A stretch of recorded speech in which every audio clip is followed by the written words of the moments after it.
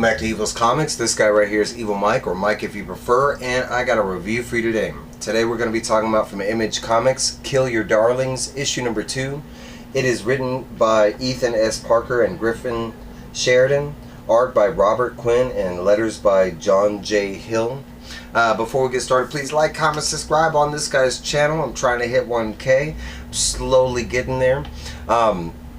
Hit the bell. You never know when I'm going to be dropping videos. It will keep you in touch. Alright, so let's get started. So, Kill Your Darlings, right? The first one was fantastic, right? We had like a brief, witch, kind of a sacrifice in the beginning of the book, and then the main story was about Rose and make-believe land, and called Rosewood, and how it kind of looked like she might have burned down her house with her mother sleeping inside of it. So that's where the first one ended. So we start out the first book, and we were back in the 1700s. We were at this cabin. We see, it looks like a witch's ceremony is going on. A bunch of women are in the cabin, and all of a sudden we get these pilgrimish hunters that start showing up and literally killing the girls that are inside. There is one girl that manages to hide, and sure enough, it's the girl from the first, from issue number 1, the one that we saw that got burned at the stake by her parents' command, kind of thing, because they believed she was a witch, and she ended up not burning and cursing everybody. And just in this fashion, we see, sure enough, they pull that girl out. They're about to kill her. They know they can't burn her, so they're about to shoot her or hang her. And before they can even get started, she casts some kind of spell and uses nature against them, and it ends up killing all the guys. And she is pissed, stating that, that they were supposed to be safe there, and for some reason they weren't. So the book jumps back over, and we get clarification that Rose did burn down the house with her mother inside, and she's being taken to a psychiatric ward, a mental hospital, and that's where she has been. And the next page we get 2003, and we get a teenage version of Rose. I don't remember if they gave us a date on the, in the first issue. I didn't go back and look it up, so I mean, you can piece together her age, but she's still a teen because she's waiting until she turns 18, and they are going to release her since she was charged as, a minor. So we basically are catching up with Rose in this mental hospital, and it is not friendly or kind or anything like that from any of the other patients that are there, from any of the doctors, from the staff. They're all constantly reminding Rose of what she did, and that she burned down her mom and her house while she was sleeping. It's constantly said between other patients. They bring it up, hey, we're crazy, but we're not that girl crazy, kind of thing. We even get this scene with this this doctor or counselor, and he's doing an intake with a certain this girl over here, and he's trying to explain to the parents about how that they're even able to help the craziest of individuals, and they use Rose as a look, this girl burned down her house with her mom in it, and she's doing fine, kind of thing. We get these other scenes of Rose living in the mental hospital, being drugged and not doing so good. Her imagination is steadily not so good. She's just drawing Tetris type shapes and stuff.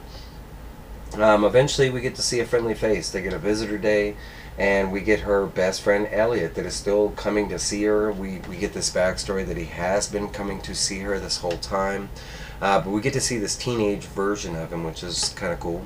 But he's been that good friend. He's been, even though he knows that she really did burn down, he is in the belief that she was telling the truth about the make-believe stuff and all that stuff. So he believes her side of the story. It's her best friend, kind of thing.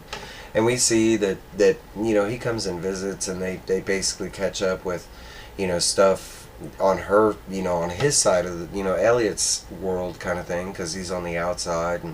But he's basically telling the story to her now that his mom is gravely ill. He's basically taking care of the house and her garden and stuff. The dad is still there, but since the mother is in this decline, he is not doing so well, basically drinking himself to death, kind of thing. And so Elliot's kind of the new man of the house. They do go back to that he's still picking up these Pokemon type of trading cards, and he brings them in there. Shows her some new expansions, because it looks like she's been in there for at least 10 or something years. Makes a joke about how, are you getting any other expansion cards in here, from the other patients. They eventually set up they have this like deal where they meet up like maybe at this like unlocked door for a couple minutes, and they chill, and then she sneaks back in, and that's what they're planning on doing. There is a brief moment where he explains that he got his driver's license, and eventually he is going to get her out of there, but nothing about like breaking her out or anything like that. We do get the scene nighttime where she's supposed to be sneaking out, and her recently new roommate kind of hears her, freaks out, like tells her not to burn her, and she's like, what the fuck? And she's like, no, I'm just, I'm gonna step out for a second. And this new girl is like, no, if you do that, I'm gonna, that's breaking curfew. I'm gonna call the doctors. And, so Rose go ahead, she does it anyways. And as soon as she steps outside, the fire alarms get pulled and the sprinkler systems get activated. All hell breaks loose. She tries to, run, because some security guards instantly are like, hey, stop, what are you doing? She sees the fire alarm has not been pulled. It has been shot with an arrow and is stuck.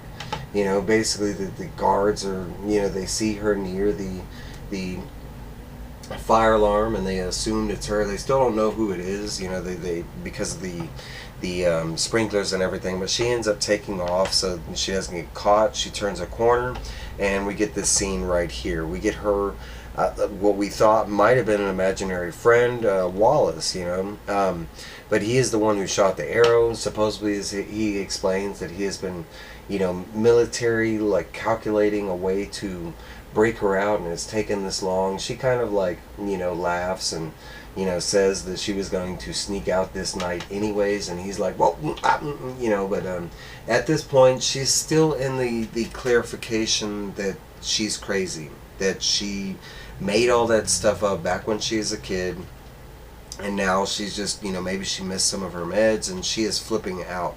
Now I will say, up until this point, I became like master detective, and I'm trying to see any clues to see whether this guy is, just an imagination, or or the other security guards seeing this.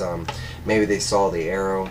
Eventually they do break out. There's a slit in the gate, something that wasn't there. The door was, there's certain things that our dude Wallace had set up that couldn't have been her figment of the imagination type thing. But they eventually get out, and when they do, our dude Elliot is out there waiting.